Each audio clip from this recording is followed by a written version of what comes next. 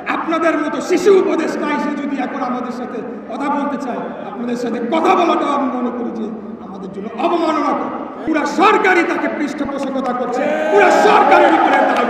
এই বর্তমান সরকার তারা কিন্তু বাংলাদেশের সর্বোচ্চ আদালতকে তারা আজ পর্যন্ত অবমাননা করে চলেছে। জনগণের ট্যাক্সের টাকা তারা এখানে চুরি করে তারা তাদের যে পোষ্য ব্যক্তিরা রয়েছেন তাদের মাধ্যমে সেগুলোকে লুটপাট করে তারা আর্থিকভাবে লাভবান হয়ে তারা তারা ভালো লেগেছিল, মজা পেয়ে গিয়েছিল, যার কারণে পরবর্তীতে আমাদের আন্দোলন শুরু করার পরের দিন যখন লেজ গুটায় আসিফ পালায় গেল, তখন তার ভিতরে একটা হিংসা, একটা প্রতিশোধের আগুন কাজ করছে যে এখান থেকে যে তাকে বের করে দেয় সে ঢাকা শহরের জনগণ সেটার বিরুদ্ধে প্রতিশোধ নিতে।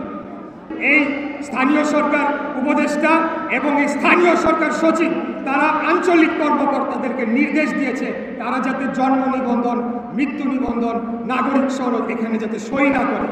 এরকম একটা ন্যাক্কারজনক ভূমিকায় তারা অবতীর্ণ হয়েছে, যেখানে আমরাই সেবা চালু করতে চাচ্ছি তারা সেখান থেকে বসে ফোন করে বলছে যে এগুলোতে যাতে সই না করা হয়। তাহলে কি হবে? জনগণের যদি একটু দুর্ভোগ হয় তখন সেটা তারা সরাসরি আমাদের উপর দায় চাপানোর চেষ্টা করবে। তাই আজকে ওপেন ফিল্ডে আমি আমাদের যারা মিডিয়ার ভাইরা রয়েছে তাদের সামনেই বলতে চাই, আপনারা এটা দয়া করে দেশবাসীকে জানাবেন। আমরাই নিশ্চিত করছি যাতে জনগণের সকল সেবা কার্যক্রম অব্যাহত থাকে, এটাকে আরও কীভাবে বৃদ্ধি করা যায়। আর এখানে সরকারের পক্ষ থেকে চেষ্টা করা হচ্ছে কীভাবে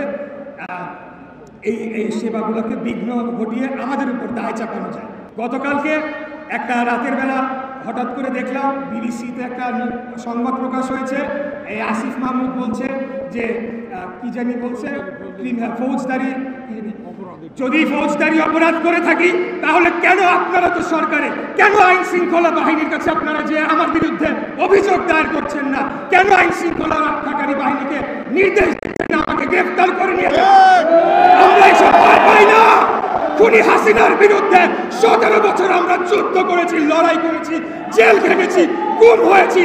আমরা যত ধরনের জুলুম নির্যাতন আছে সবকিছু সহ্য করে আমরা জনগণের অধিকার প্রতিষ্ঠার জন্য লড়াই করেছি। অতএব আপনাদের মতো শিশু উপদেষ্টা এসে যদি এখন আমাদের সাথে কথা বলতে চায়, আপনাদের সাথে কথা বলাটাও আমি মনে করি যে আমাদের জন্য অবমাননা করে।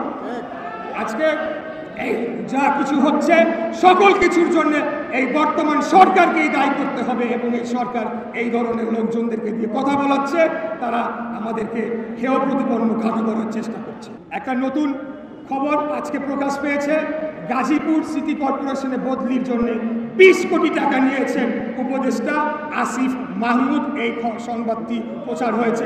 এখন এটি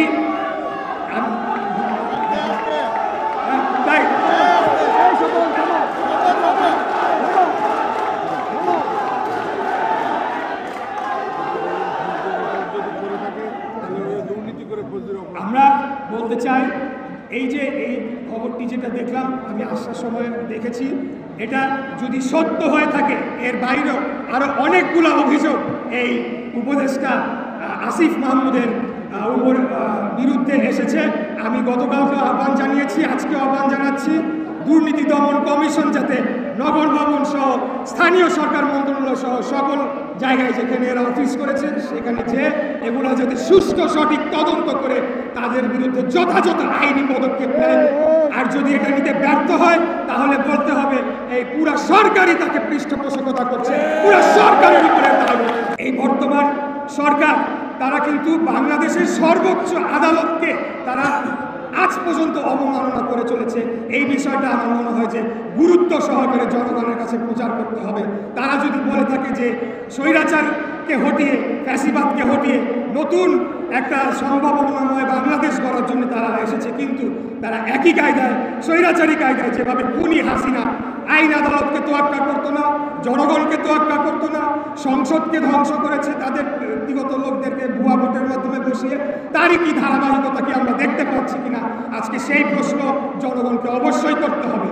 আমরা বলতে চাই, অতীতে যেমন বলা হতো যে হাসিনার বিরুদ্ধে বলা যাবে না, বা তার পরিবারের অন্যান্য সদস্যদের বিরুদ্ধে কথা বলা যাবে না, বা আজকে যদি বর্তমান অন্তর্বর্তীকালীন সরকার কোনো কোনো ক্ষেত্রে বা অনেক ক্ষেত্রে যদি ব্যর্থ হয়, তাদের বিরুদ্ধে যদি বলা হয় যে বলা যাবে না কথা, মুখ খোলা যাবে না, তাহলে তো কোনো পরিবর্তন হলো না।